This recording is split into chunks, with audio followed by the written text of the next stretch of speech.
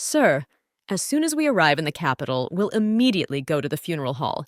I've limited the media, but still outside the funeral hall, reporters are already camped out, said Dave. There's nothing unusual about that, mumbled Dylan. A few days ago, Dylan's grandfather had called him at his office. He apologized to him for his poor decisions. Grandpa hoped that Dylan could still be happy with the one he truly loved. That day, Dylan didn't know yet that it was his last conversation with his grandfather. Sir, an important letter came to the office yesterday. I think you should see it. Dave held out a large brown envelope to Dylan. Dave, why are you looking at me like that? Do you already know what's in this letter? Asked Dylan to his secretary. The contents of the letter shocked Dylan. I think you will need to meet her, said Dave. And why on earth would a publishing house hold a meeting on a day like this? Grumbled Lana, slowly trudging home. In her hands were heavy grocery bags.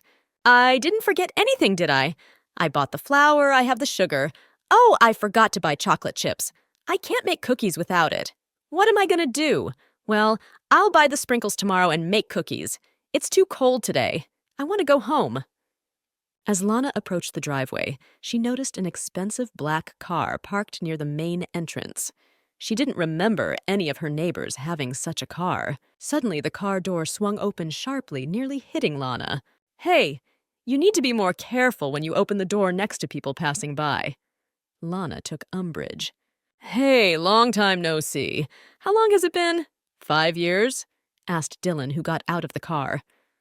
Lana looked at him in surprise. She hadn't expected to meet Dylan in her driveway.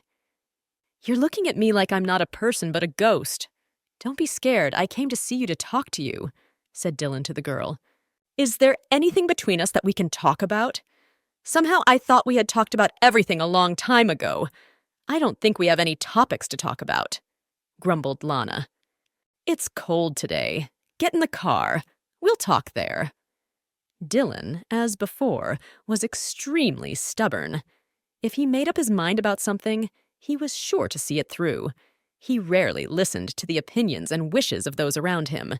I don't want to talk to you, Lana said in a quiet voice.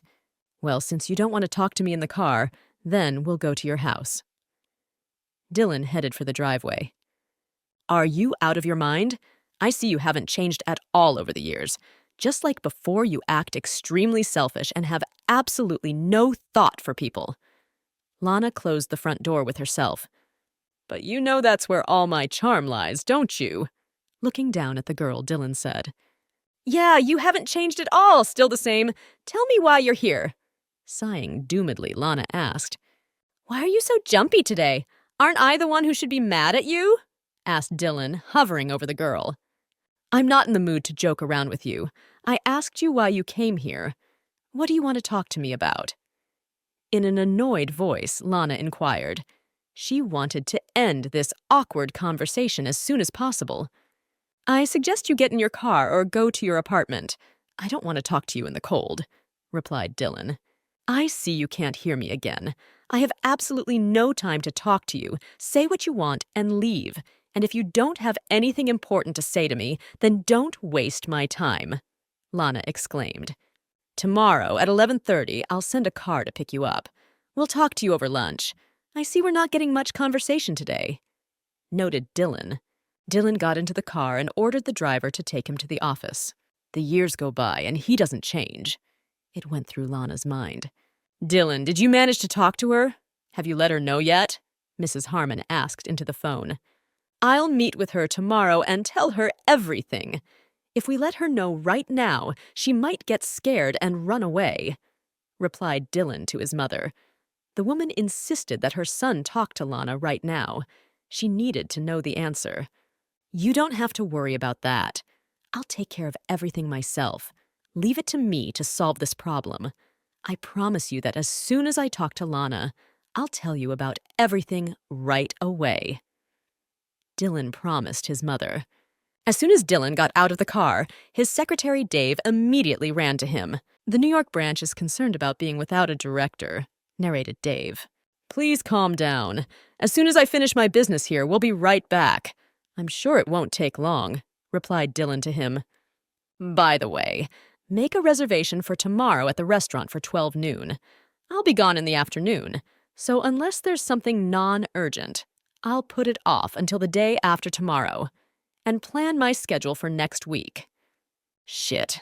I didn't even get a chance to say no. Even if I'd cried and told him I didn't want to hang out with him, he still wouldn't have gotten off my back. Annoyed, Lana thought to herself as she prepared for the upcoming dinner. I don't know why he came to me after all this time, but I'll be sure to tell him everything this time. Maybe it's not such a bad thing that he and I are going to meet today. When Lana stepped out of the entryway, a car was already waiting for her. The courteous driver opened the doors in front of the girl.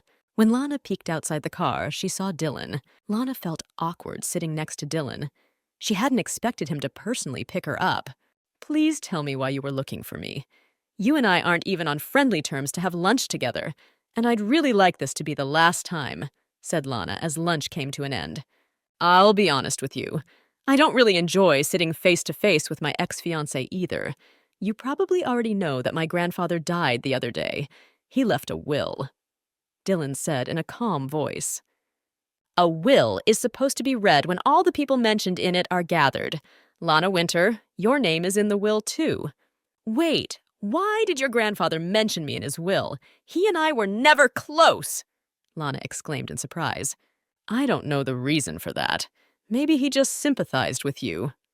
Shrugging, Dylan replied. But I don't want to get involved with your company anymore. Whatever your grandfather left behind, it doesn't matter to me. Lana objected. Is that how you feel about the departed? I think Grandpa had a good opinion of you, since he mentioned you in his will. It doesn't take much from you. All you have to do is just attend the reading of the will, explained Dylan. I want to warn you that if you don't show up, people from our company will find you and bring you in by force.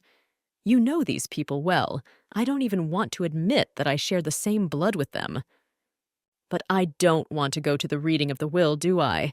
I've already told you that I want nothing to do with you, your family, or your company, Lana admitted.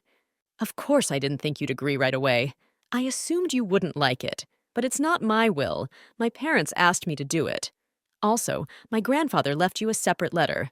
You need to pick it up. Okay, I'll just take your grandfather's letter and leave immediately. Once again, the contents of the will have nothing to do with me. After the will is announced, I will disappear from your life. Don't ever look for me again. In a firm voice, Lana said. Lana agreed to come to Dylan's house to pick up his grandfather's letter and attend the reading of the will. Dylan, you're finally here. Everyone's already gathered. They're just waiting for you, joyfully shouted Violet, running out of the house. And you came? Asked Violet to Lana. The joyful smile disappeared from the girl's face. Okay, follow me, shouted Violet and rushed towards the house. Lana looked after the fleeing girl. She guessed that no one in the house would be happy to see her. When Lana entered the living room, all members of the Harmon family were already present. She could see the displeased looks they were giving her. Lana tried to pull herself together. She was not allowed to despair and show her fear. And I thought I'd never see her again. Turns out she really does love money. That's why we shouldn't be careless about bringing someone with an unknown past into our family. Dylan's aunt, Mrs. Barbara Jobs, grumbled. All the time she's playing the holy innocent, and as soon as she smells money, she comes running. She's completely unscrupulous. Auntie, stop saying such things. You know very well that she has nothing to do with our company anymore. Today is the last day we see her. After the reading of the will, she will disappear, said Dylan. And let's stop our idle talk and get the will over with as soon as possible. I'm sick of being here, muttered Matt in a disgruntled tone. Matt motioned for Lana to take a seat in the vacant chair. Since everyone is here, Attorney Peter Broston will read the will to us, Mr. Harmon announced. He was Dylan's father. The people who are in this will are Mr. Harmon and his wife, also Mr. Harmon's siblings and his children. Of the unauthorized persons in this will, only Miss Lana Winter is named. The attorney showed the sealed will to those present. People who are not mentioned in the will may also hear the reading, but they are not authorized to make any remarks. So I will begin its reading. The will stated that the Jamin Group Company would go to Mr. Harmon. His eldest son, Dylan Harmon, became his assistant. Part of the company would go to Violet once she graduated from university. Lana Winter was given back ownership of the Jamin Group Gallery. She was also given shares in the gallery. With an indignant murmur, the Harmon family members looked at the girl irritably. Something I'm not quite clear on who and what was handed over. Lawyer Broston, are you saying that this girl is going to get something? Barbara became indignant. I'll continue reading the will. We'll discuss all the issues a little later, said the lawyer. The will also stated that Dylan Harmon would be in charge of the branch network, but only if he met all the conditions. If the conditions were not met, the position would be passed on to the next successor in line. Dylan has also been banned from returning to the New York branch. In order to qualify for the position of branch manager, Dylan had to marry within 3 months of the will being made public. His spouse was to be Lana Winter, who was originally engaged to him. After the wedding, they would have to live together in the same house. If they refused, they would lose their entire inheritance.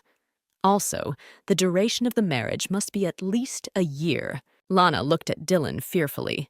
She was ready to give up her inheritance. At the ready, was he? After the marriage, Miss Winter's child will be accepted as Dylan Harmon's son. He will also be recognized as the heir to the Harmon family, the lawyer announced. What child are we talking about now? Dylan marveled. Wow, aren't you just amazing? I knew you were an unusual person, but I never realized you were so cunning. I mean, you disappeared the day of your engagement, and now you show up here for your inheritance? How did you manage to deceive my father? Screamed Barbara. Let's stop the scandalizing. You and I have now heard my father's will. Attorney Broston will see to it that everything is executed according to the will, Mr. Harmon said in a calm tone. Wait for me in the guest room, said Dylan and left the living room. Lana's cell phone rang. It was her roommate, Kendall. I'm calling you because I thought you would be worried about your son.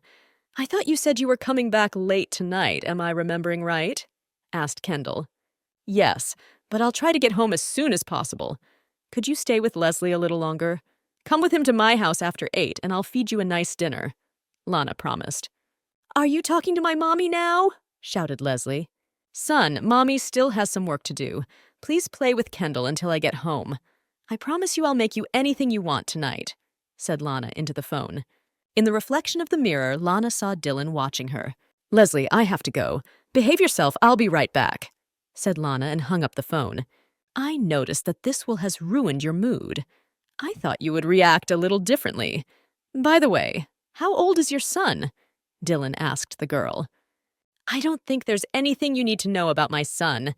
Give me your grandfather's letter and I'll go, asked Lana. But I remember you didn't have any children 5 years ago. Did you have one after you ran away from me? If that's the case, your baby must be about 3 or 4 years old, Dylan remarked. Lana replied to him that her son had recently turned 5 years old. 5 years old, you say? Looks like you guys were in a hurry, Dylan said in an annoyed tone. Even though your family has money and connections, that doesn't mean you can tell people whatever you want. You need to watch your speech when dealing with others, Lana exclaimed. That depends on who I'm talking to, exclaimed Dylan and turned away from the girl. He loosened his tie. The stress was making itself felt. Dylan was short of breath. Give me the letter quickly. Don't beat around the bush.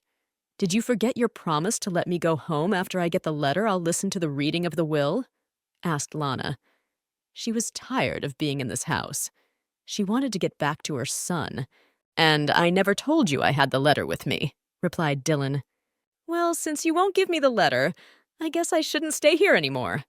Lana headed for the exit with a firm step. You have 3 months. In that time, you have to settle all your affairs. When you've resolved all your issues, then you'll move in with me. In a calm, unemotional voice, Dylan said. Lana froze in place in amazement. You mean you plan to fulfill your grandfather's request? Lana asked, surprised. In exactly 3 months, you will move into my house. At the same time, you and I will be married, Dylan insisted. Now explain to me how it happened that right after we broke up, you had a son? Did you take the opportunity when I wasn't around to meet that bastard? Did you plan all this in advance? On the morning of our engagement, I saw you running off with my best friend.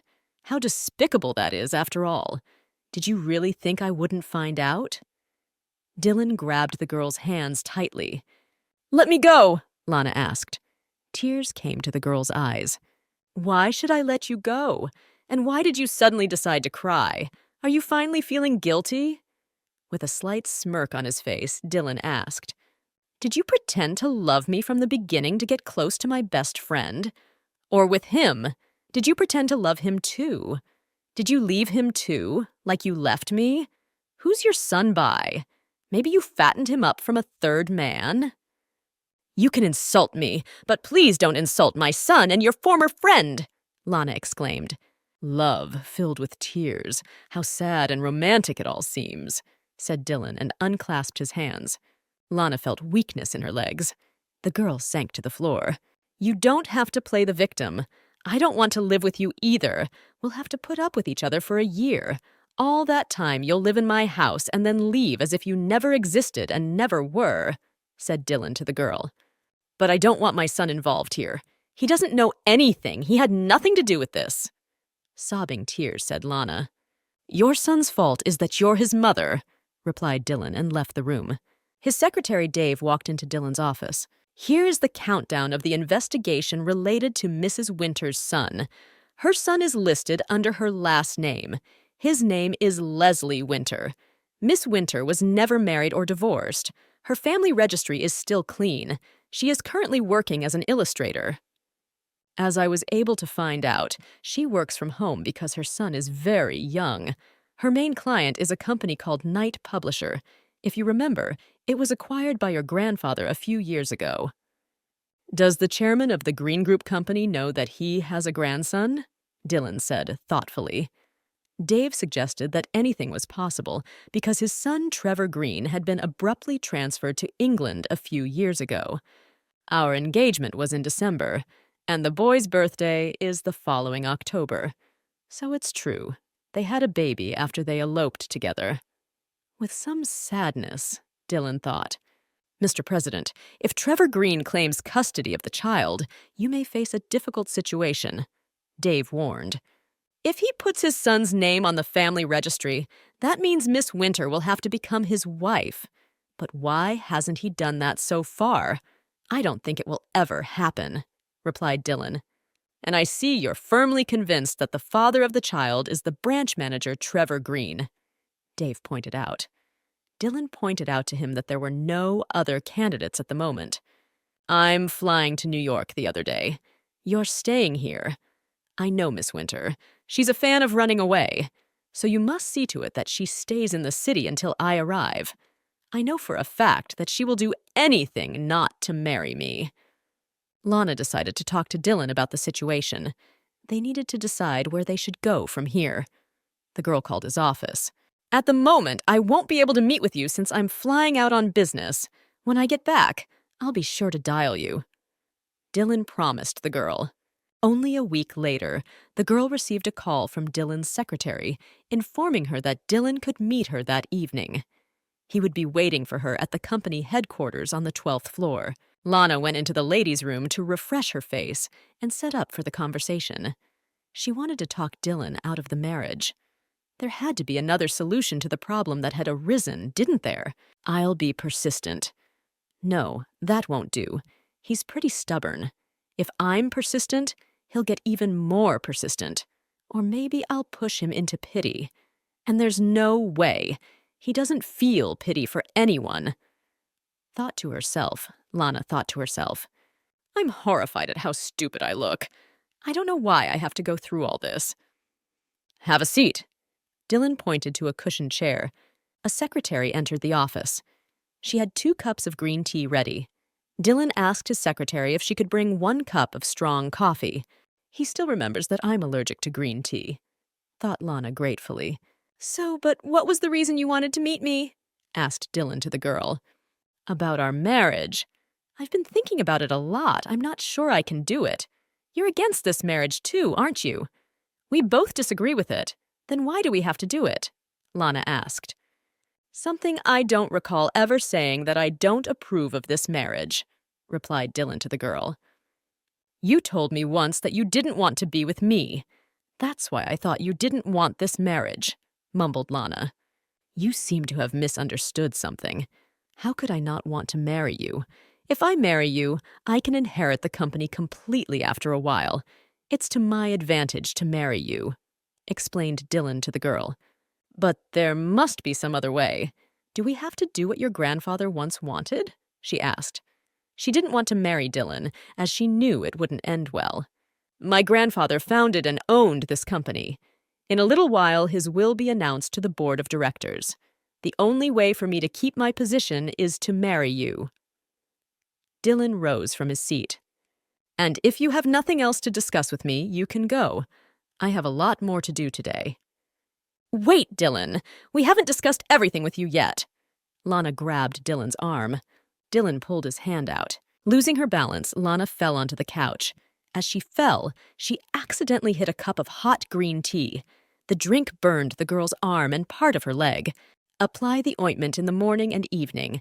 Since it's a small burn, it will go away soon, said the doctor. Even though I told him I was fine, he still brought me to the hospital. Lana thought to herself. Dylan took off his jacket and covered the girl's legs with it. He asked Lana to wait for him for a while. Dylan left the room. He needed to have a word with the doctor. I could clearly see him panicking. It's been a long time since I last saw that look on his face. Lana thought and smiled involuntarily. Why are you smiling? Do you feel better? Asked a returning Dylan. I bought you some ointment. The doctor said you can apply it every time your wounds hurt. Tell me if there are any complications. I don't want it to become a problem. Dylan held out a bag of medicine to the girl. Thank you for taking care of me. I'll follow all the doctor's orders, said Lana with a happy smile on her face. Now tell me how your meeting with Dylan went, demanded Kendall. She handed Lana a large mug of coffee with milk. As you know, he's not one to give up easily. I've already lost count of how many times I've already tried to talk him out of this marriage. Sighing heavily, Lana replied, But you know yourself that marriage isn't a playground. Afterward, he can do whatever he wants to you. You have to protect yourself somehow, Kendall exclaimed. Lana's cell phone began to play in her hands. The landlord of the apartment the girl was renting was calling. He wanted to warn the girl that the apartment would be sold the other day. This is so unexpected. What am I supposed to do now? It's unlikely I'll be able to find an apartment for myself in such a short time. This news was extremely upsetting for Lana. The owner of the apartment advised the girl to talk to the new owner about it. Having learned the name of the new owner, Lana angrily clutched the phone in her hands. Coming down the hall, Dylan saw Lana. She was arguing with a security guard about something. You can't meet with the president without an appointment. He's busy right now and is unlikely to agree to a meeting, said the guard to the girl. Why don't you call and make an appointment and then come over? The guard pushed the girl towards the exit. Why do you keep arguing with the guard? Can't you hear what he's telling you? You can't meet me unless you make an appointment beforehand, said Dylan to the girl. I heard that you are planning to buy the building where my apartment is located the other day. What are you going to do there? Why do you want that building? Please cancel the contract, asked Lana. You know I don't hate noise. Let's discuss this in a quieter environment. Dylan suggested that the girl go to a nearby cafe. I'm very busy today, so try to keep your problem brief. I can't leave that house, said Lana. Whether you can move out or not is not a matter you can decide. The building will be bought out soon, and with it all the apartments. You have a few days to move out of there, replied Dylan. Why are you being so hard on me? You know perfectly well that I can't find a suitable apartment in a few days. Did you decide to intimidate me like this because I told you yesterday that I wasn't going to get married? Lana asked. Okay, you don't have to answer that. I know you won't let go of me and let me live my life in peace. I agree. I will marry you, What happened? Why did you change your mind so quickly? Dylan portrayed a look of genuine surprise on his face. You're not giving up on me, am I understanding correctly? That's why I'm agreeing to a sham marriage for 1 year, as stated in the will. Clearly enunciating each word, Lana replied, I'm glad we've come to a consensus. I have a business trip to New York next week, so you can move into my house at that time, said Dylan and got up from the table. I want to warn you that I will be moving on my own. I won't be taking my son with me.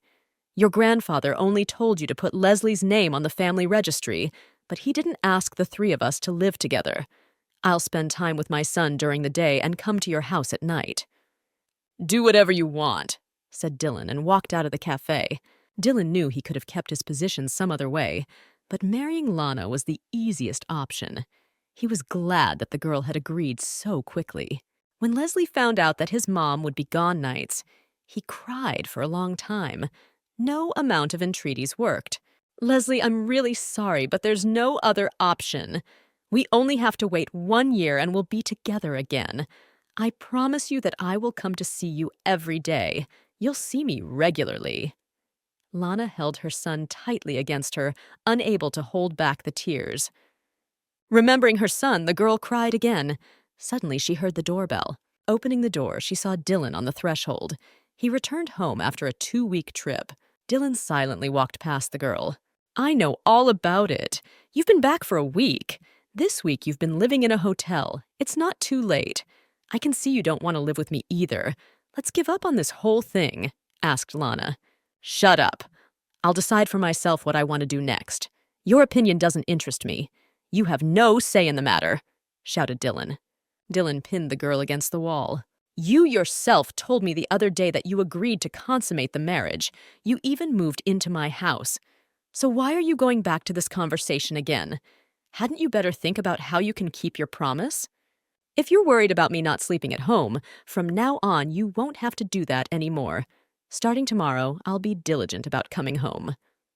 Nothing supernatural is required of you. You just have to play the role of a wife. And don't even think about running away from me again. When Lana looked in the refrigerator in the morning, she found nothing there but alcohol. The girl wondered if she should make something for dinner. Someone rang the doorbell. Opening the front door, the girl saw Dave's secretary on the doorstep. She wondered why he had come to see her so early. It wasn't even 7 o'clock on the clock yet. I heard you'll be going to kindergarten early this morning. I brought you some documents. This is the marriage registration form. As for registering your child in the family registry, Mr. Chairman and his attorney, Mr. Peter Broston, will handle that. I dropped off the marriage registration form to Miss Winter this morning. Your father said he would put her child on the family register. Dave reported back. You mean that's what my father decided to do? Dylan clarified. Yes. I assume it has to do with the fact that the chairman sees no need to hide your marriage. According to what I've heard, rumors are already starting to spread among the socialites. And if the public learns that the father of Miss Winter's child is your old friend Trevor Green, it will cause a great stir. I'm sure people will start calling us a broken family as an insult. But that's to be expected. That's how rich people live. One thing I don't understand is why people are so interested in the lives of others. Dylan grumbled. If my grandfather wanted me to live a trouble-free life, he would have arranged for me to marry a woman from a wealthy family. I would have married anyone after I got my hands on the management of the company. I'm sure grandfather knew that. For some reason, your grandfather wanted you to marry Miss Winter specifically, Dave remarked. Lana had to buy practically half a store since Dylan's apartment didn't even have basic condiments. Luckily, on the way home, Lana ran into Dave, the secretary. He was on his way home from work. Dave offered the girl a ride home. Did you stop by to see your son today? Asked Dave. Leslie went on a field trip today and won first place in the flag-finding game. Upon returning home, he fell asleep instantly. I'd really like to stay with him to watch him sleep, replied Lana. I see you bought a lot of groceries. Would you like to make something for dinner? Dave inquired. I felt like making soybean paste for dinner tonight. Turns out there is absolutely no food in Dylan's apartment, narrated Lana. Entering the apartment, Dylan heard a pleasant aroma coming from the kitchen. Dinner was waiting for him on the table. Did she really decide to cook for me? Where is she? Dylan thought to himself. Dylan found Lana in the living room. She was asleep on the couch. "Wake up. If you want to sleep, go to your room," said Dylan and gently touched the girl's shoulder. "Dylan, are you home yet?" Without opening her eyes, Lana muttered, "Did you call me by my name?" Dylan had already forgotten the last time Lana had called him by his name. Dylan leaned over the girl and kissed her on the lips. Lana responded to Dylan's kiss. Suddenly, the girl cried. Dylan jumped up from the couch, fearfully. He apologized to her for what had happened. "It was a mistake. Forget about what happened," said Dylan and left for his room. The next day, Lana, Leslie, and Kendall went to the park. Lana was engrossed in socializing with her son, so she didn't notice a man in sunglasses watching her. When Lana finally felt the man's gaze on her, the man vanished. Back at home, Lana set about cooking dinner again. Homework allowed the girl to cope with negative thoughts. Today, she had another rather hard parting with her son. He cried again and asked her to stay. Dylan walked into the kitchen. He again walked past the girl without saying a word. When Dylan came into the kitchen again, Lana placed the prepared food in front of him. Dylan noted to himself that she had made his favorite side dishes again. "If you have something to say to me, then say it." Dylan saw the girl crumple in indecision in front of him. "We've registered our marriage, and I'll keep my promise to stay with you for a year. But I don't want you to follow me. Can you not do that?" Lana asked. "What are you talking about? What makes you think I'm following you?" Surprised Dylan. "I run into your secretary all the time. On top of that, someone was watching us today while we were playing in the park. It makes me uncomfortable. I don't want my son to find out about this. This is going the way you want it to go. So please stop." The girl replied. "Okay," Dylan said briefly. When Lana left the kitchen, Dylan immediately dialed his secretary. "You must have been shocked when I suddenly asked you for a meeting. I heard that an agreement with Dylan had been reached and the marriage registration finalized. But why didn't you bring the baby with you?" Mrs. Harmon asked. "Leslie is staying at my friend's house for a while. I go to visit him every day. I thought it would be best for Dylan," Lana replied. "Did Dylan say that?" clarified Mrs. Harmon. "No, it's my decision," Lana admitted. "Then take your son back to your place. What kind of mother leaves her child with her friend? Are you doing this for your own comfort?" Mrs. Harmon asked in an irritated tone. "Leslie, in Dylan's eyes, can't be nice. I don't want my child to get hurt," Lana replied. "Are you afraid that Dylan will treat your son badly? Now that he is registered in our family, he is Dylan's son. It's only natural if he raises him and educates him," said Mrs. Harmon. "I hope you will no longer make up various silly things and then piously believe in them. By the way, when will you take up the management of the gallery?" "I shall decline the position. I've already said I don't want the gallery or the stock. Dylan and I will be divorced in a year, and I'm leaving town," Lana replied. "I understand you don't like being associated with our company. Yeah, you've been like that in the past. You always said you didn't want anything from us. You just wanted to marry Dylan," Mrs. Harmon reminded the girl. "As you already know, the family situation is pretty complicated right now. Everyone is worried about their assets. And if you give up the stock, I'm sure there will be confusion.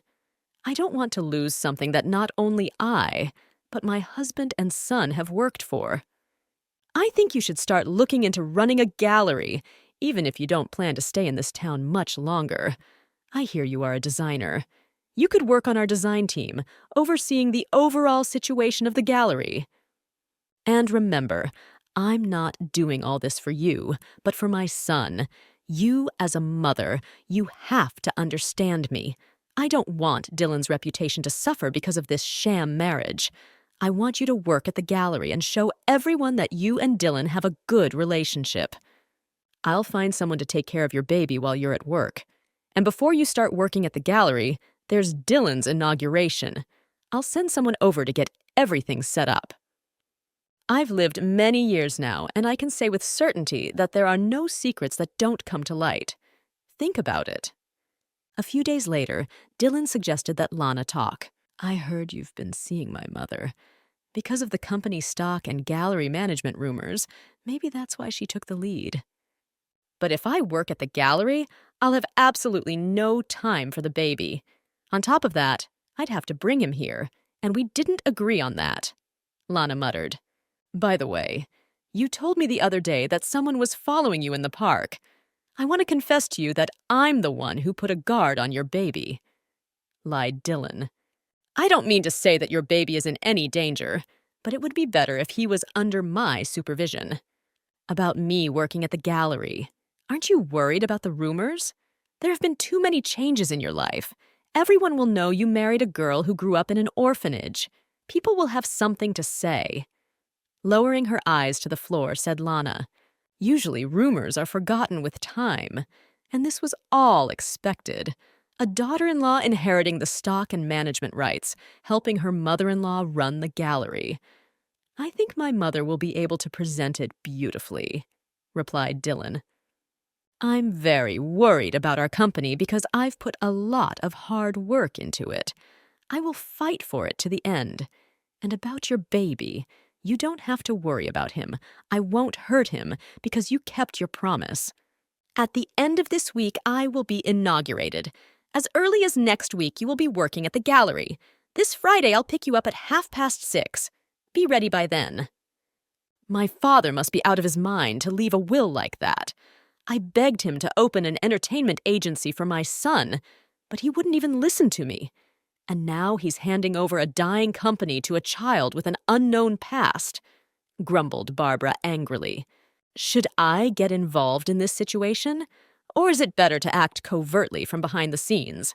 Wouldn't that look suspicious? By the way, what about Lana's son? Asked Barbara to her secretary. I did a little investigating, but unfortunately I couldn't find anything out. It feels like she's fallen out of life for a few years. Her record starts from when she started working for a night publishing company, replied the secretary. I got the impression that someone purposely withheld information about her and her child. Maybe it was the child's father who did it? Try to find out how it came about that information about her disappeared. On top of that, we need to find out why she ran away. She kept swearing that she loved Dylan. It all looks suspicious, Barbara remarked. To look properly for Dylan's inauguration, Lana had to turn to a stylist. I told you that dress would be perfect for you, exclaimed the stylist as Lana walked out of the fitting room. Behind the stylist, the girl spotted Dylan. And what are you doing here? And why are you looking at me like that? Doesn't this dress fit me? Asked the girl. Your spouse probably has no words for you because you're too beautiful. I'm just sure that no other woman will be more beautiful and elegant than you for today's inauguration, said the stylist. Lana, if you're done already, let's get out of here. I specifically came to this store to pick you up since we're already running late. Finally gathering his thoughts, Dylan said. My Aunt Barbara will also be attending the inauguration, Dylan warned the girl. When we get there, I'll take care of everything, so just stay close to me. Dave, the media entrance is off limits, am I reading that right? Clarified Dylan to his secretary. Yes, of course it is. Also, no one will talk about your personal life. Madame has taken care of that. She also asked that you show affection for each other as much as possible, to make you look like a real couple, replied Dave. We're a little late, but I don't think anyone noticed, said Dylan to Lana as they entered the banquet room. Mr. and Mrs. Harmon were already seated at the table. Mr. Harmon nodded to the host. President Dylan Harmon's inauguration ceremony will begin in just a moment. Please take your seats. For the event to go smoothly, please turn off your phones or put them on silent, the announcer said in a loud voice. It was extremely difficult for Lana to constantly pretend to be a loving spouse. She was also embarrassed by the fact that people's eyes were fixed on her and Dylan. To calm down and relax a little, the girl closed herself in the toilet stall for a while.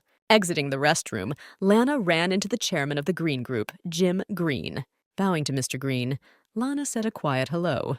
How could you even find yourself here? How dare you show up here? Mr. Green asked in an irritated voice. I was the one who brought her here. It's been a long time since I've seen you, Chairman Green. Thank you for taking the time to come here despite your busy schedule. Dylan put his arm around his spouse's shoulders. Of course, I had to come to congratulate you. I'm glad you were the one to take the position, said President Green. If you'll excuse me, I have to go. Turning around, President Green headed into the banquet hall. Lana breathed a sigh of relief. Calm down, it's okay, let's go home, Dylan said in a quiet voice. Leaving already? So soon? Asked Barbara, who approached. Yes, my work here is done, so I'm leaving. On top of that, my spouse is tired, replied Dylan. The event isn't over yet, so you can't just leave like that. Every busy person here has carved out their time for you. You can't do that, Barbara exclaimed. Respecting me and attending the inauguration are all just their way of looking good in the eyes of our company. So it is enough that I have done my duty here. I do not wish to linger at this event. Dylan insisted. Auntie, you can't change my mind. We're not staying here anymore, we're going home. Lana, you've always been like this. You're useless to Dylan, shouted Barbara. Just because you're not feeling well is no reason to leave this important event. It's unfortunate that people like you don't realize the importance of this event. Auntie, you probably don't fully understand the situation. This is my wife. I will ask you to treat her properly, and you know it won't be for long, so you can be patient. What the hell do these people think they're doing? Why do I have to be nice to everyone all the time? And why is Mr. Green being hostile to Lana? Maybe he's angry because she ruined the engagement of his son's friend? Barbara thought to herself. No, I don't think so. It seemed to me that it was Lana he hated specifically. I need to find out what those two have in common right away. When they got home, Dylan offered Lana a can of beer each. No thanks, I'm fine, Lana replied. Lana felt extremely uncomfortable around Dylan because on the way home he kept pinning her down. How are you feeling right now? Everything okay? Dylan asked his wife. No, I'm a little dizzy. I'm going to go wash my face and go to bed, Lana exclaimed, getting up from the couch. She realized that she had a chance to hide from Dylan in her room. Dylan walked over to the girl and kissed her forehead. Why Dylan moved lower, kissing the girl's cheek and then her neck. Lana, please don't look away, Dylan asked.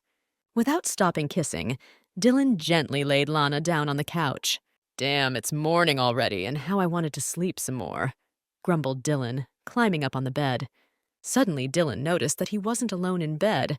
Lana was lying next to him. I hope she turned me down last night after all. Dylan thought to himself and wandered into the bathroom. After changing into his suit, Dylan returned to the bedroom. He kissed his spouse on the forehead. Leslie, I have 2 big news for you. 1, I will rarely talk to you during the day. 2, you're going to live with me now. You and I will see each other in the mornings and evenings, told Lana to her son. Aren't you deceiving me? I'm really going to live with you, clarified Leslie. Yes, in about 10 nights I'll be taking you with me. Only I want to warn you that an acquaintance of mine will be living with us. You don't know him, but I think you and he will get along, Lana replied. Well, since he's a friend of my mommy's, I'll be friends with him, exclaimed Leslie. My friend can be very stubborn sometimes, but overall he is very kind and sweet. I don't think there will be any trouble between you. Sometimes with your behavior you remind me a lot of him, said Lana to her son. After yesterday's inauguration, though, there are a lot of rumors about you, President and Miss, warned Dave. Does that bother you? There have always been people who say a lot of silly things about others. In time, their interest in me will fade. Then again, these rumors about me, they shouldn't bother you, replied Dylan. You're right, but no matter how those rumors poison people's attitudes towards you and your reputation in general, in any case, I really hope you do the right thing. But I want to warn you that there are some things you can't hide. Embarrassed, Dave said. To be honest, sometimes I wonder why I didn't fire you, such an alarmist. You better keep quiet and follow me before I fire you, ordered Dylan to his secretary. How am I supposed to act with Dylan when he gets home tonight? I don't know about his feelings for me, so I'm really worried about what happened last night. Lana couldn't concentrate on watching television. She mentally went back to Dylan over and over again. It feels like I'm back 5 years ago. It was something like this then, too. "I'm back," shouted Dylan, entering the apartment. "Great, I'll be right back to set up dinner," Lana exclaimed and rushed into the kitchen. "If you haven't eaten, we can eat together," Dylan suggested. "No, I haven't eaten. I'll eat dinner with you," replied Lana. On Monday, Lana went to the design department. It was her first day of work. "Attention! This is Lana Winter. Starting today, she will be working with us," exclaimed the head of the department, Miss Lionel. "Miss Winter, this is where your workstation will be. And while you are learning about the job, then familiarize yourself with the atmosphere of our team. I'm sure our staff will help you adjust. Team leader, since we have a new face, how about we have a company dinner?" shouted Evan. "Miss Winter, how would you feel about throwing a welcome party? Would you be okay with that?" asked Miss Lionel. "No, I have nothing against welcome parties," replied Lana. "Great, then we'll go to some restaurant tomorrow after work," said Mrs. Lionel in a loud voice. As soon as Miss Lionel left the designer's department, Lana was immediately approached by her new employees. They wanted to get to know the girl better. "I know it's your first day and you might be nervous, but I want to assure you that you'll soon get used to everything. Our staff is pretty friendly, so it's easy to work," Tate told the girl. "Exclusive news! The president is coming to inspect our work." An excited man burst into the department. "Strange. Why did the president decide to visit us today? But don't worry, he rarely doesn't come in here." Smiling at Lana, said Tate. "Damn, I hope no one finds out I'm Dylan's spouse or I'll be an outcast around here." It went through Lana's mind. "President Harmon, I feel different when I see you in our team's office," Mrs. Lionel exclaimed. "I was very surprised when I heard that you wanted to visit our department. Your visit is a great incentive for us." "I've always been told that your team has a great atmosphere," praised Dylan. Walking past Lana, Dylan held his gaze on her for a moment. "You're right. Our team is quite strong and friendly. By the way, we have a new employee joining us today, and we have a company party planned for tomorrow night. How about joining us?" Mrs. Lionel asked Dylan. "Thank you for the invitation. Maybe next time. I hope your dinner goes well. Thank you for showing off your department. Keep working as hard as you did before," said Dylan, and walked out of the department. When Dylan got home in the evening, the apartment was dark. He guessed that Lana was still at work. It's 8 o'clock at night, and she's still not here. Does the design department really work late into the night? Why am I worrying about this? Have I really started to see our relationship as a real marriage? Dylan thought to himself. When Lana came home from work, she found Dylan asleep on the living room couch. Lana cautiously sat down next to her husband. "You were a little different at the office. I noticed that your subordinates liked you. Men and women, regardless of age, like and respect you," Lana said in a quiet voice. "I now understand why all the staff greeted you so enthusiastically. You're an amazing person, just the same as you were 5 years ago. Still, it's weird that I'm sitting next to you sleeping and telling you what stupid things to say. If anyone saw it from the outside, they'd think I was crazy. I have to go to my room now. I'll see you tomorrow." As soon as the door of Lana's room slammed shut behind her, Dylan immediately opened his eyes. Lana looked at the clock. It was a few minutes until the welcome party. "So, are you ready?" asked the girl to the approaching Tate. "Aren't you scared to send your spouse to the welcome party? The design department has always been known for their love of hard liquor. At corporate events, their team always wins the drinks." Narrated Dave. "If you listen to you, it sounds like the design department is crawling with heavy drinkers," grumbled Dylan. "I'm just worried about Lana. I don't know how she'll react to drinking or if she can even drink," Dave admitted. "Lana can drink. That much I know for sure. In college, she was the first drinker in her department. At various events, she drank more than most men," soothed Dylan to his secretary. Dylan had been waiting for Lana in the living room for hours. With excitement, Dylan couldn't sit still. He started pacing around the living room. It's already midnight, and she's still not here. Does she really think I'm not worried? I certainly don't want to worry, but the world is a pretty scary place these days. Dylan thought to himself. I'm only worried about her because we live together. Any real feelings for each other are out of the question. Will I ever be able to forgive her? And for the record, she's never asked me for forgiveness. Dylan heard rustling outside the front door. How much has she had to drink to forget how to open the door? Grumbled Dylan and went to the front door. Oh, cool. The door opened automatically. In a drunken voice, Lana muttered. You can barely stand on your feet, Dylan grumbled. Look, I know you. You're the president of the company I work for. Also, you're a crazy pervert. You're a real cheater, exclaimed Lana. You give off a strong odor of alcohol. How much have you had to drink? Dylan held his spouse by the shoulders so she wouldn't accidentally fall. And you're a pervert in general.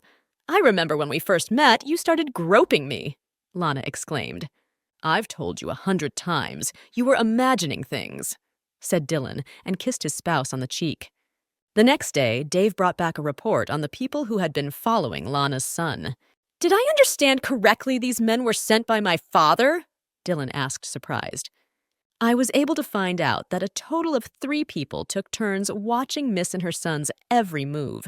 They were usually watching the daycare center, Ms. S. house, and were also spotted near your house.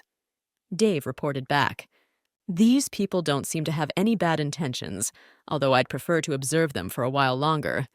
By the way, do you remember that this Sunday is the chairman's birthday? I think it will be a small family dinner as always. I haven't gotten information on the place and time yet. Come to think of it, this is the first birthday party the missus will be attending. Lana, did you make it home safely last night? You were very drunk. I wanted to walk you out. Why did you decide to walk alone? Tate asked the girl.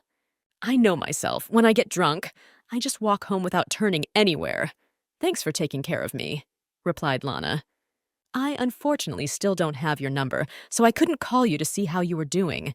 Next time, I'll be sure to walk you home, Tate promised. You don't have to worry about me. I'm fine. I know how I'm going to get to my house. And next time I won't drink so much, so I won't bother anyone else.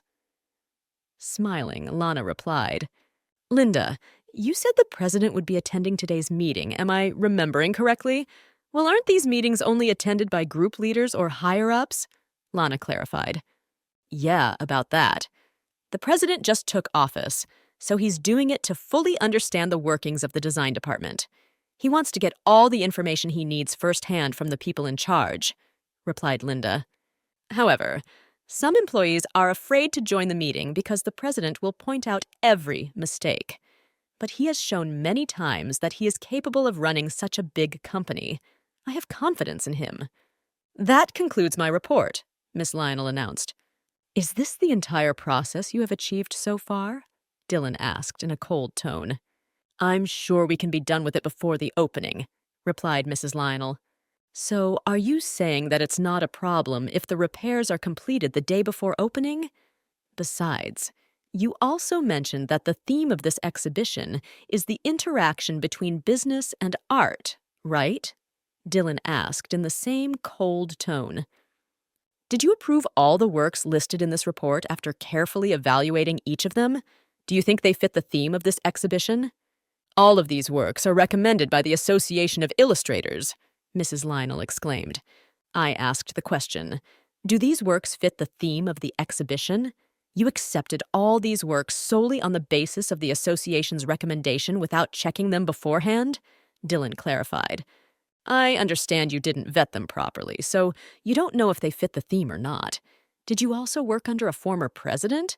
Do you really think it's okay to do this kind of work in such a sloppy manner? Department heads, please correct your mistakes and send me a new progress report on the exhibition by the end of this week. Also, make sure that the room renovations will be completed within this month. I understand, sir. I apologize to you, Mrs. Lionel exclaimed. I guess now we've lost our chance to leave work on time, mumbled Linda as soon as the door closed behind Dylan. The department heads began to slowly leave the meeting room. Tate asked Lana if she could clean up the room. I've certainly heard that Dylan is pretty strict when it comes to work, but I didn't expect as much, Lana thought to herself. Lana felt her cell phone vibrate in the pocket of her skirt. Trevor, it's so good to hear from you, exclaimed Lana into the receiver. How are you doing? Trevor asked. I'm doing fine. How are you? How's your health? By the way, Leslie is always whining, asking to see you. I think he misses you. Enough about us. Why don't you tell me about you? Why aren't you sleeping? It's early morning, isn't it? Lana inquired. There you go. You're nagging me again. Don't worry, I'm fine. I just woke up early today. By the way, I have something to tell you, replied Trevor. Dylan walked into the conference room. Lana hurriedly hung up the phone. Dylan picked up his pen from the desk and left the room. As Lana walked out of the office, Tate waved cheerfully at her. He offered her a ride home. By the way, haven't you ever seen our gallery before? Come on, I'll show it to you, Tate offered. The girl happily agreed. Tate, the gallery looks amazing, Lana exclaimed. And that's just the first floor. All the fun starts on the second floor. I can understand why the president was so angry. The exhibit is coming up, but the renovations aren't finished yet. Tate offered to walk around the entire building to see what stage the renovations were at. Sir, have you prepared a present for the chairman for his birthday? Dave asked. I'm sure my mother has already taken care of that. Even if I were to get him something, he already has everything. Besides, I already gave him a present this year, grumbled Dylan. Ah, you mean the contract with the Japanese company? That's your first accomplishment since your inauguration. And about the birthday party, it's supposed to be this Saturday at 7 p.m. at the L Hotel, Dave warned. I'm going alone this time, unexpectedly, Dylan said. But what will your parents have to say about it? In addition, you need to maintain the image of a married man, exclaimed Dave. Dylan answered nothing. He only looked angrily at his secretary. Dylan wanted to have dinner with his mother, but she was not in the gallery. Going down the stairs, he noticed Lana. The girl was chatting with a construction worker, her co-worker standing next to her. The president! Tate exclaimed in surprise. Hello, President. My name is Tate Trevinson. We're here to see the progress of the renovations. Next to me is our new employee, Miss Winter. Hello, President, said Lana. And how are the repairs coming along? Asked Dylan. Tate answered him that it would be completed by the specified date. I'm sorry about yesterday. We'll be coming back regularly from now on to inspect the place, promised Tate.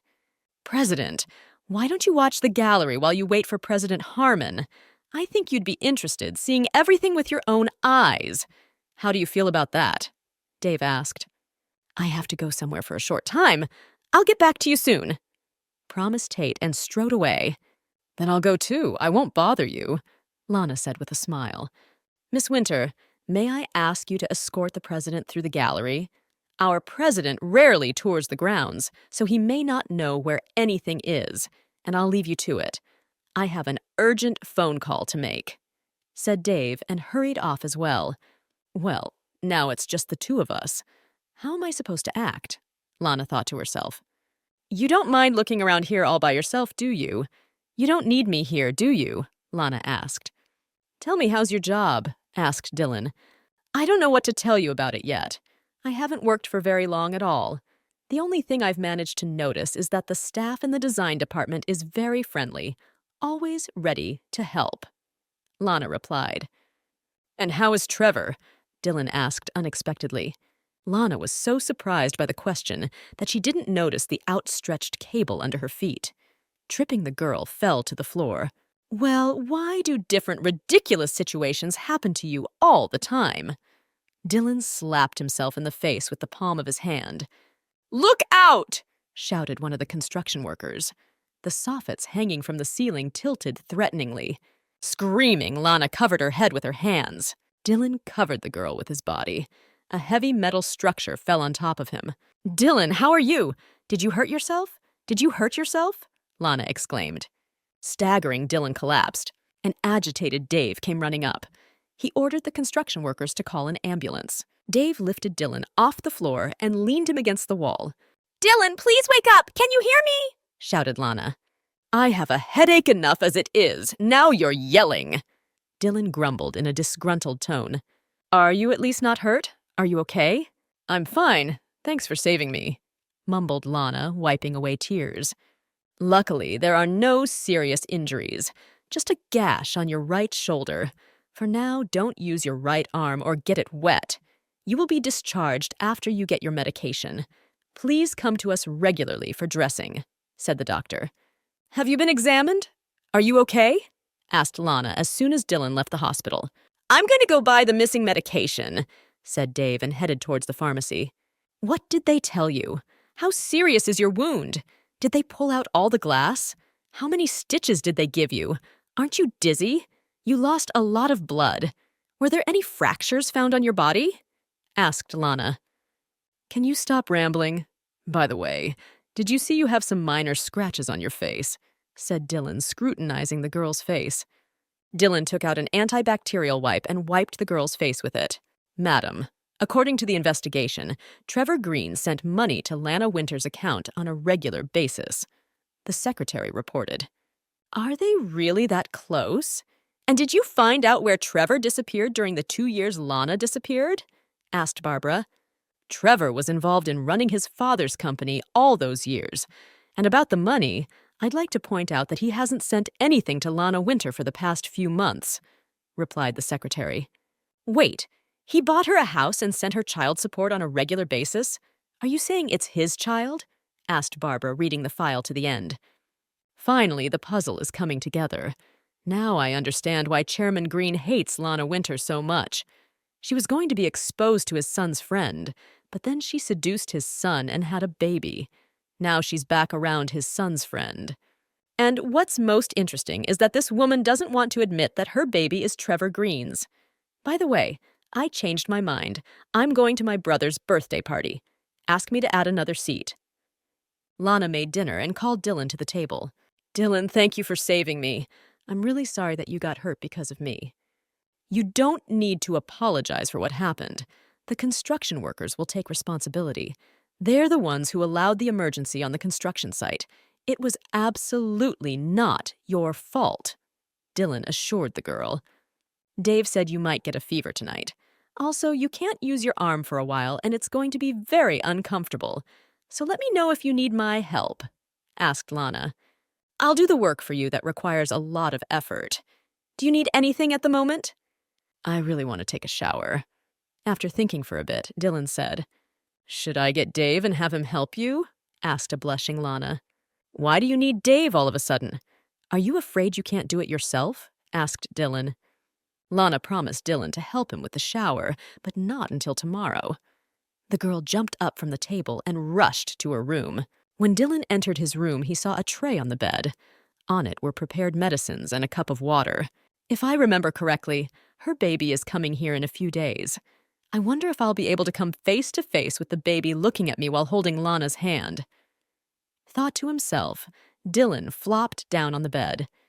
Won't looking at her son make me imagine Trevor next to her? At night, Lana cautiously crept into Dylan's room and touched his forehead. Dylan was burning all over, his fever running high. Lana wet a towel and placed it on Dylan's head. He took his medication, but then why did his fever spike? Lana asked in a worried voice. When Dylan opened his eyes, he saw a sleeping Lana beside him. Lana glanced at her phone. They were showing 11 o'clock in the afternoon. The girl jumped out of bed and began to quickly get ready for work. There was a text message on Lana's phone from Tate. He was worried about the girl's well-being. There was a rumor going around the office that she had been hospitalized. She wouldn't show up for work until Monday. Did Dylan really tell the team leader that I was sick? He's the one who got hurt, and I'm the one who stayed home. Lana thought to herself. The phone in the girl's hand started to play. An unknown number was calling. With some apprehension, the girl picked up the phone. Hello, this is Barbara, Dylan's aunt. Pack up and come out to the main entrance of the house. I'll be there to pick you up in half an hour. There's a family meeting today. Dylan asked me to come along with you, said Barbara and hung up the phone. That's odd. Why didn't Dylan tell me anything about the family meeting? Mumbled Lana. When Dylan walked into the restaurant, his parents, brother and sister were already seated at the table as well. Sorry I'm a little late. I got held up at work, said Dylan and sat down on a vacant chair. A few minutes later, Barbara came in. Following Barbara, Lana walked in. Dylan looked at his spouse in surprise. He hadn't expected her to come in. Dylan, as busy as you've been, how could you forget that such an important meeting was scheduled for today? Why didn't you tell your wife anything about it? How will she internalize the values of a suitable daughter-in-law? Barbara asked. Lana, I'm really glad you joined us, exclaimed Matt. Violet, on the other hand, defiantly turned away from Lana. This event is being held to celebrate my brother's birthday with family, so why is there such an oppressive atmosphere here? Barbara asked. Auntie, and what do you mean by family? Resented Violet. Matt asked his sister to shut up and not make a scandal. Brother, this is a gift from me. Please open it. Barbara held out a black box to her brother. Mr. Harmon opened the box. Inside were cufflinks adorned with precious stones. Dinner was held in grave silence. Everyone was thinking about something else.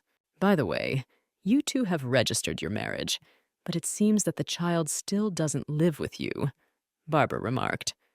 I'm not just saying that. I'm worried about unnecessary gossip appearing. By the way, some strange rumors have come to my attention. I recently heard that your wife and the director of the Green Group Company have a rather close relationship. And what are you implying now? Asked Dylan to his aunt. You see, this whole situation doesn't concern me, but it does concern the child. Have you thought about the fact that it could be Trevor's? Asked Barbara. Startled, Lana dropped her fork. Don't pick it up. The waiter will bring a new one now. Dylan gently touched his spouse's shoulder. Aunt, if you recall, this woman was my fiancée in the past. And as you know, Trevor is one of my closest friends. Wouldn't it be strange if they didn't know each other? And you don't have to worry about our relationship or the baby. You're right. I don't have to worry about those things. I'm just afraid that this child will jeopardize our company's reputation, said Barbara. If you are done with dinner, then I suggest we go home, said Mr. Harmon, and rose noisily from his seat. The children went to see their parents off. Only Barbara and Lana remained at the table. You tricked me! You tricked me into coming here, said Lana. And why are you bringing this up? Admit it. Did you feel uncomfortable here? Realize that none of this is all for you? You should know your place. How dare you act so impertinent, bringing another man's child into our company? Sneered Barbara through her teeth. Please don't talk as if you know everything. Do you have any evidence to back up what you say? Asked Lana. You want proof? When Trevor stopped paying your allowance, you abruptly appeared in our family. After he rejected you, you came to my father and begged him for help, am I right? Is that why he named you in his will? Barbara asked. Stop talking nonsense about my child and Trevor. If you even say anything else on the subject, I'll... screamed Lana. And what are you? What are you going to do to me? How dare you even threaten me? Exclaimed Barbara. Dylan came back into the room and asked the women not to swear. Auntie, if you continue to raise your voice, the dignity you are holding on to so diligently will disappear without a trace. If you're really worried about the reputation of our family and company, then stop making a mess of things. Dylan walked over to his spouse and put his arm around her shoulders. How touching. Whether it was then or now, you still can't tell heaven from earth because you're crazy about this woman. But the time will come when the veil will fall and you will see her true nature, Barbara exclaimed. Get in. Dylan opened the car doors in front of Lana. Lana turned away from Dylan and walked away. Lana, where are you going? Dylan ran to the girl and grabbed her arm. Let go of my hand. Lana tried to pull her hand away, but Dylan wouldn't let her. What the hell is wrong with you? What's going on? Please, just calm down. Let's go back to the house first and we can talk about it there, asked Dylan. Back home where? To your house? Or do I have a home somewhere? Asked Lana. My aunt always attends my father's birthday celebration. I guessed that nothing good would happen if you two met. That's why I didn't tell you about today's event, explained Dylan. Can't you just leave me alone? You're the one who brought me into your family because you need me. I mean, I gave up everything. I really don't need anything from you, Lana said in a quiet voice. Didn't you tell me you hated me?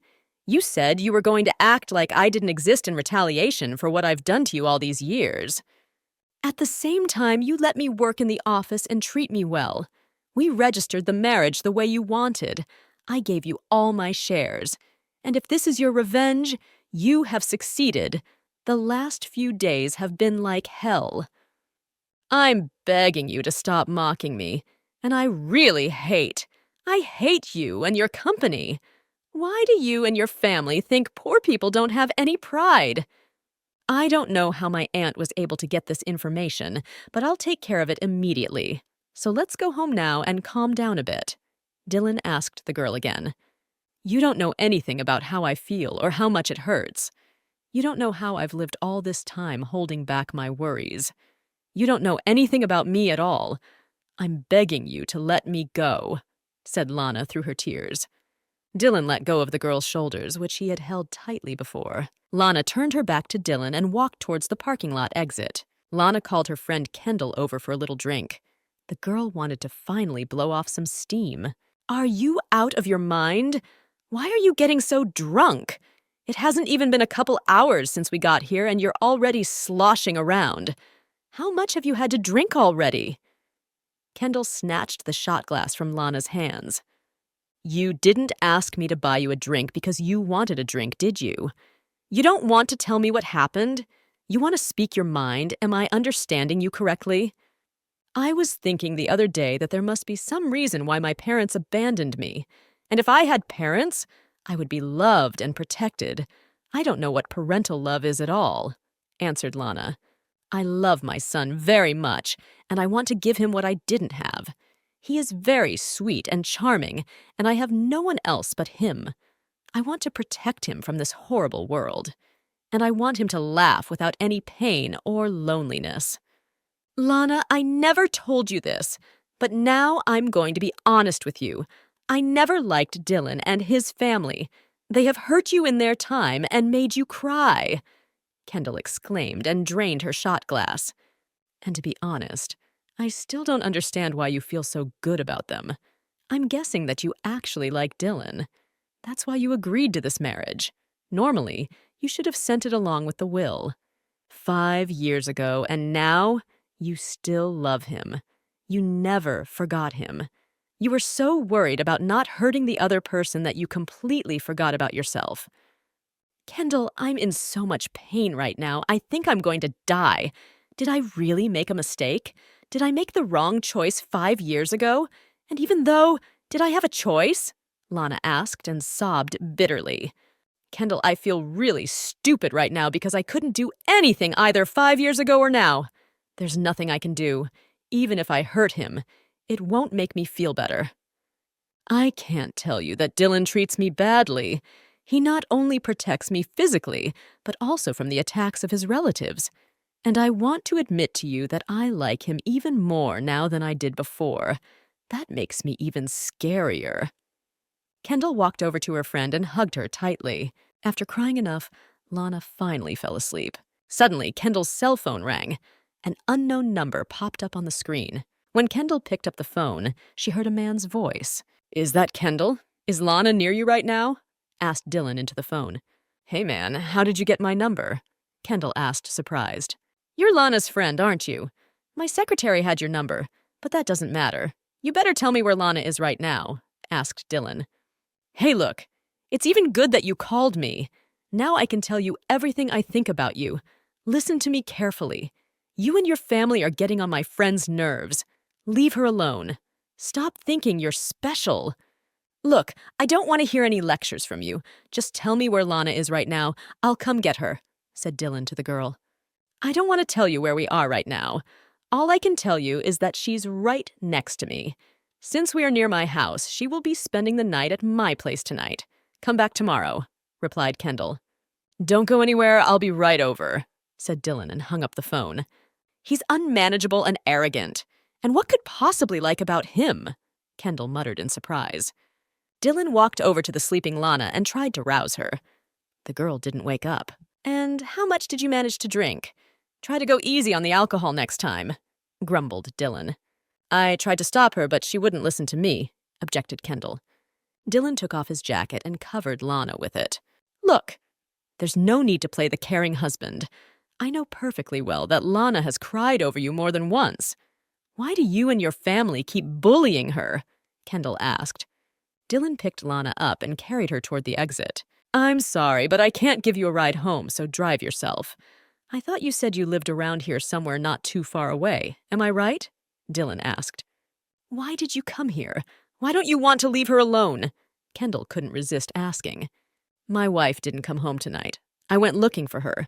If I don't take care of my spouse, who will? Replied Dylan. Dylan, is that you? Mumbled Lana as soon as they crossed the threshold of the apartment. Are you finally awake? Now that we've arrived home, go to sleep in a comfortable bed, replied Dylan. Dylan, you're my sunshine, my truest love, exclaimed Lana and fell into sleep again. Dylan laid the girl on the bed and sat down next to her. You know I didn't chase you down and ask you where you ran away to 5 years ago, not just because of my pride. In fact, I was afraid to hear the truth. I didn't want to know about Trevor liking you, whispered Dylan. And I'm really scared to go out with your kid. I have absolutely no idea how I'll react to him, and I'm terrified of the moment that you'll ever want to disappear from my life again. The only thing that scares me in this life is that you won't be around. I don't want to lose you. I'll even settle for you loving Trevor. I can't forbid you not to. Dylan gently touched his spouse's hand. But remember and be ready for it. I'm going to take you back. Dylan gently kissed Lana's hand. He guessed they had a lot of challenges ahead of them, but he was ready for it. He knew Lana had to be by his side.